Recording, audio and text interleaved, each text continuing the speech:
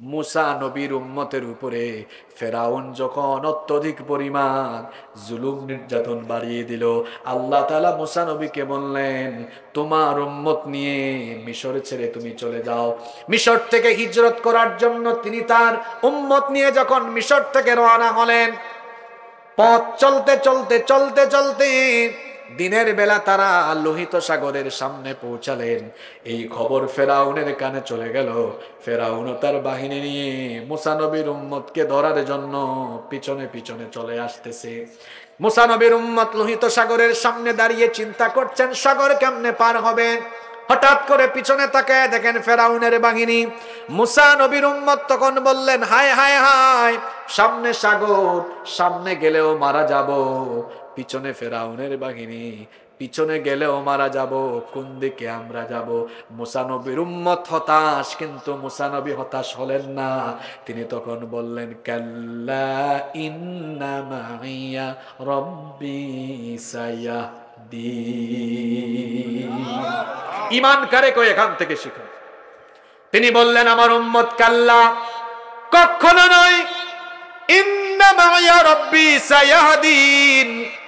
তোমরা পথ খুঁজে পাচ্ছ না, দেখতেছো সামনে গেলেও মরণ, পিছনে গেলেও মরণ, আর আমি অনুভব করছি আমার আল্লাহ আমাদেরকে পথ দেখায়া দিবেন। এই বিপদের সময়ে তাদেরকে পথ দেখায়া দিলেন কে? ডানে বামে সামনে পিছনে অন্ধকার, ভয় পাবেন না। অন্ধকার দেখলে ভয় পান কেন? অন্ধকারের পরে কি আসে? তো অন্ধকারের পরেই তো আলো আসে, রাতের পরেই তো সকাল আসে। অন্ধকারের পরে, জুলুমের পরে, নির্যাতনের পরে বিজয় আসবে ইনশাআল্লাহ। আমার আপনার নবীর কাহিনী দিয়ে শেষ করব। আমার আপনার নবী দাওয়াত আরম্ভ করলেন। দেখেন, আমার আপনার নবীর তিনটা ছেলে ছিল, কিন্তু কোন ছেলে দুনিয়াতে বেঁচে থাকে নাই। নবীজি কি হতাশ হয়েছেন নাকি? মেয়ে দিয়েই খুশি অনেক ভাইয়েরা আছেন, ছেলে হয় না, শুধু মেয়ে আছে না নাই? মেয়ে হয়ে গেলে কপাল কালো। কেন কেন এত কপাল কালো হয় কেন? আমার নবীর তো একটা ছেলেও ছিল না, শুধু মেয়ে ছিল।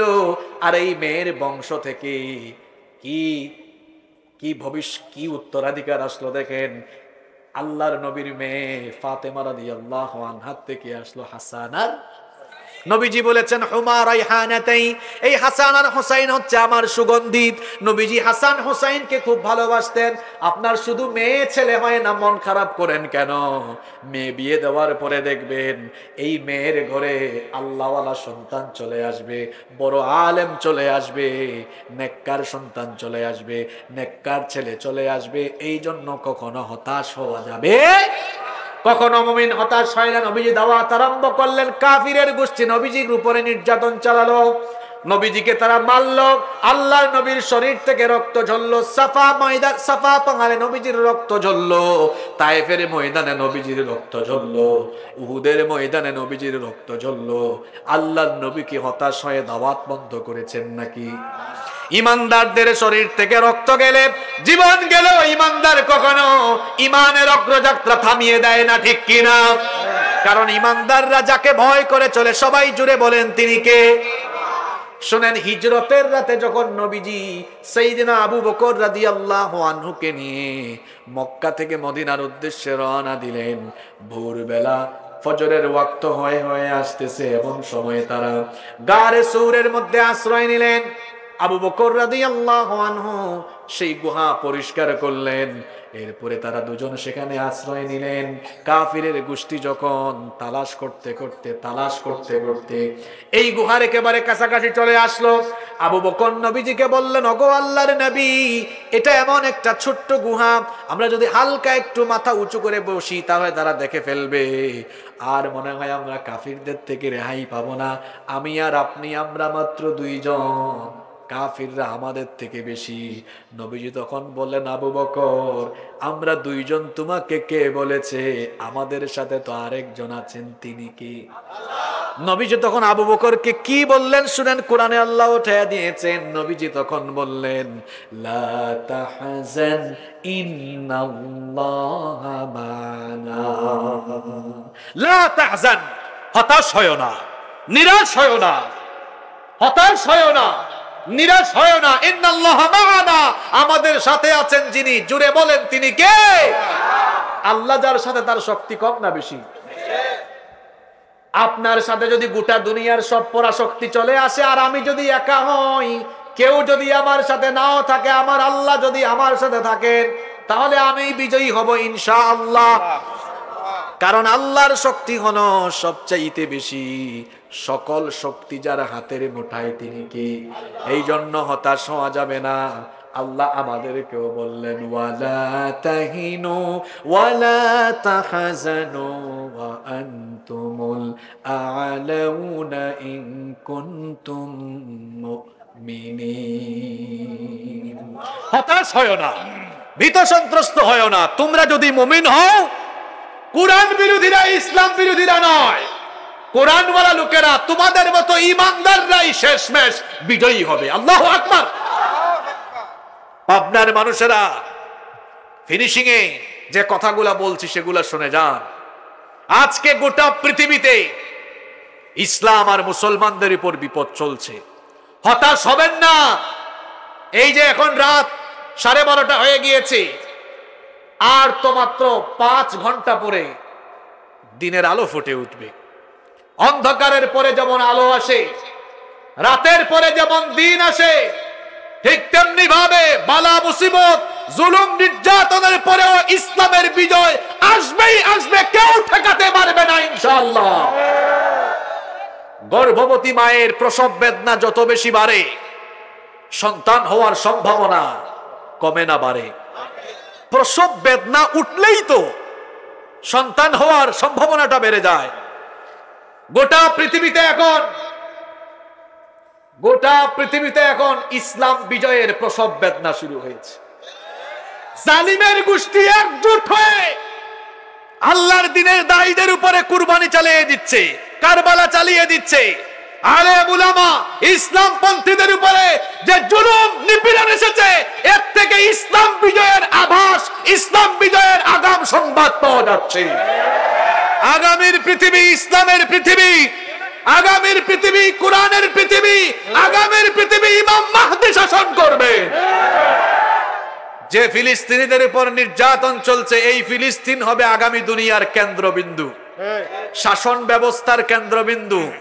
শেষ জামানার যে হাদিসগুলো আছে সেগুলো ভালো করে জেনে নেবেন। নবীজি ফিলিস্তিন সম্পর্কে ভবিষ্যৎবাণী করেছেন, এই ফিলিস্তিন হবে শেষ জামানার শাসন ব্যবস্থার হেডকোয়ার্টার। শাসন ব্যবস্থার ইমাম মাহদী আসবেন কোথায়? ইমাম মাহদী তার খেলাফতের হেডকোয়ার্টার, খেলাফতের প্রধান অফিস হবে ফিলিস্তিন। দাজ্জাল আসবে কোথায়? ফিলিস্তিনে। ঈসা নবী আসবেন কোথায়? ঈসা নবী আবার আসবেন না, আসবেন কোথায়? দাজ্জালকে মেরে ফেলা হবে কোথায়? তাহলে বোঝা গেল আগামীর পৃথিবীর সবচেয়ে গুরুত্বপূর্ণ স্থান হলো ওদিকে আমেরিকা বলছে, এবং তাদের যত গুলাম আছে, পশ্চিমা গুলাম, সবাই বলছে ফিলিস্তিনিদেরকে শেষ করে দাও। আর আমরা বলছি ফিলিস্তিনিরা থাকবে, তোমরা শেষ হয়ে যাবে। কেউ অস্ত্র দিয়ে, পারমাণবিক বোমা দিয়ে তোমাদেরকে শেষ করা লাগবে না, তোমাদেরকে শেষ করে দিবেন কে? আল্লাহ। দলিল কোথায়? দলিল কোথায় শোনেন। এখানে আলেমরা বসে আছেন। কিয়ামতের আলামত গুলো 2 প্রকার, আলামাতুস সুগরা, আলামাতুল কুবরা। ছোট আলামত, বড় আলামত। ছোট ছোট আলামত 100-র উপরে আছে, বড় বড় আলামত হলো 10টা। এই 10টা আলামতের মধ্যে 3টা আলামত হলো সালাসাতু খুসুফুন ফিল আরদ। কিয়ামত হওয়ার আগে পৃথিবীতে বড় বড় 3টা ভূমিধস হবে। কয়টা ভূমিধস? এই 3টা ভূমিধস পৃথিবীর কোন কোন দিকে হবে আমার মতো ছোট হুজুর বলা লাগবে না, বলে গিয়েছেন 1500 বছর আগে মুহাম্মদ সাল্লাল্লাহু আলাইহি ওয়াসাল্লাম। যেমন আপনার ফ্রান্স আছে, আছে না? কানাডা আছে, ফ্রান্স আছে, কানাডা আছে, যুক্তরাষ্ট্রই আমেরিকা আর কি। তো এই যে পশ্চিমের দেশগুলো কিয়ামতের আগে এগুলো মাটির তলায়। এটা মনে হয় অসম্ভব। হ্যাঁ, এই মুহূর্তে আল্লাহ যদি আমাদের এই জমিনের নিচে, বিজ্ঞান বলে টেকটনিক প্লেট আছে, এই টেকটনিক প্লেটে একটা নাড়াচাড়া দেন, আল্লাহর হুকুমে যদি নাড়াচাড়া হয় আর একটা ভূমিকম্প হয়, দেখেন নাই গত বছর তুরস্ক এবং সিরিয়া, না তুরস্ক এবং সিরিয়ায় এক রাতে ৬,০০০ ভবন। আল্লাহ কিছু করতে চাইলে সময় লাগবে? কথা বলেন, সময় লাগবে? যে আমেরিকা এবং তাদের ৫টা গোলামেরা বলছে ফিলিস্তিনকে শেষ করে দাও, আজকে এই পাবনার মাহফিল থেকে নবীজির হাদিসকে সাক্ষ্য রেখে বলে গেলাম, জীবদ্দশায় আমরা দেখতে পারি আর না পারি, যেহেতু রেকর্ড হয়েছে, আমাদের আগামী প্রজন্ম এটা দেখবে। পৃথিবীর মানচিত্র থেকে আমেরিকা এবং পশ্চিমের দেশগুলো যারা তাদের গোলামি করে, এরা হারিয়ে যাবে বিশ্ব মানচিত্রে, এদের কোনো স্থানও থাকবে না, ফিলিস্তিন থাকবে এবং এই মজলুমরা আগামীর পৃথিবী শাসন করবে। আগামীর পৃথিবী এরাই শাসন করবে। ফিলিস্তিনিদের ইমান আর আমার আপনার ইমান একরকম না। আমাদের ইমান পয়সার কাছে বিক্রি হয়, আমাদের ইমান নেতা নেত্রীদের আদর্শের কাছে বিক্রি হয়, আর ফিলিস্তিনিদের ইমান বোমা কেড়ে নিতে পারে না, বুলেট কেড়ে নিতে পারে না। ফিলিস্তিনিরা মরতে জানে, শহীদ হতে জানে, ইমান হারা হতে জানে না। হতাশ হওয়া যাবে না, হতাশ হওয়া, ফ্রাস্ট্রেট হওয়া যাবে না। চতুর্দিকে অন্ধকার, তো অন্ধকার এসেছে বলেই তো আলোর আগাম সুসংবাদ পাওয়া যাচ্ছে। এই যে আজকে আলোচনা যারা মন দিয়ে শুনেছেন, জীবনের প্রত্যেকটা সেক্টরে হতাশ হওয়া যাবে না। ব্যক্তি জীবনে ব্যবসা করছেন, লস খেয়েছেন, হতাশ হবেন না, হতাশ হবেন না। সন্তানাদি নাই, হতাশ হবেন না। কষ্টে, বালা, মুসিবতে, রোগে, সুখে, সকল ধরনের বিপদে আপদে, জুলুমে, নির্যাতনে হতাশ হওয়া যাবে না। তাওয়াক্কুল করতে হবে, ভরসা করতে হবে যার উপরে, তিনি কে?